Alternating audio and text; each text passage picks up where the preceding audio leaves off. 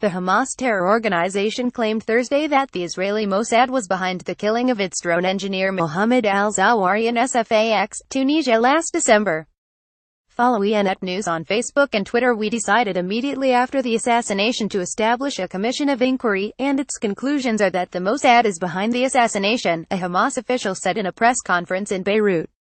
There was an internal debate in Hamas on whether or not to release the results of the investigation, and eventually we decided there is no option but to make the conclusions public, because the Mossad is behind many assassinations, from Abu Jihad Fatah co-founder Khalil al-Wazir to Imad Mughni, a senior Hezbollah member, the Hamas statement added. According to the Hamas Inquiry Commission, preparations began a year and a half before the assassination when a female European journalist with a Hungarian passport contacted al-Zawahiri to obtain information from him. Hamas claimed al-Zawahiri refused to cooperate because he was suspicious of her. The logistical preparations for the assassination, according to Hamas, began 4 months prior to the execution of the plan. The cell that killed al-Zawahiri allegedly rented an apartment and 2 cars, with the assassins entering Tunisia with a Bosnian passport. Hamas holds press conference to announce findings of inquiry commission on the day of the assassination. The cell followed al-Zawahiri as he left a clinic. The assassins reportedly used 1 car to ram into the Hamas engineer's car, and then exited their vehicle and shot him.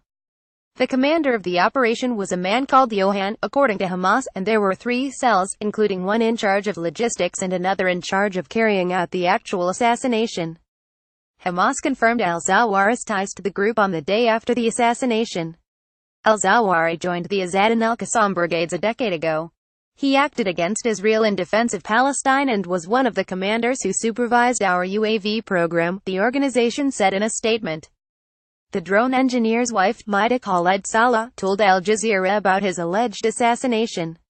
At approximately 150 am we heard gunshots. I got out the door and started to run. I thought at first it was a gas explosion. But when I ran outside, I saw my husband's car smashed in from the back. I ran around to the other side of the car, and I found my husband. I called out to my husband, calling him by his other name Murad. I said, "Murad, answer me." I put my hand on his heart and his clothes were of blood. His phone fell into my hand. The bullet hit his heart. It was 1 bullet to the heart and another to the throat, she recounted.